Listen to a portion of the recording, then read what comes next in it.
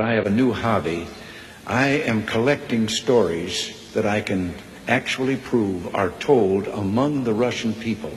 They make them up themselves, they tell them between themselves, reveals they got a great sense of humor, and they've also got a little cynical attitude about things in their country.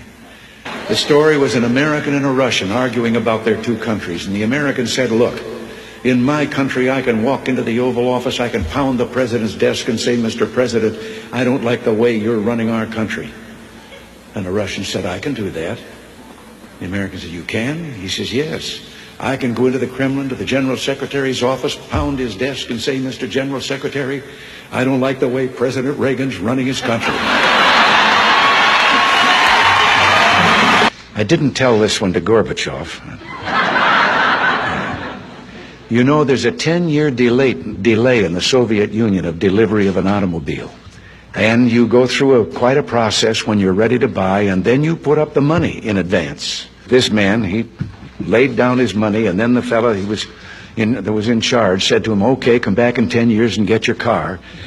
And he said, morning or afternoon?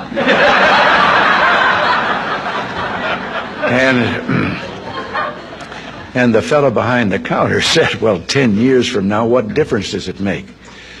And he said, well, the plumber's coming in the morning.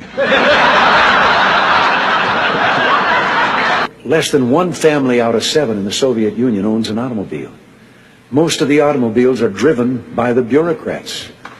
So an order went out one day to the police that anyone caught speeding, anyone, no matter who, gets a ticket. Well, Gorbachev came out of his country home, his dacha.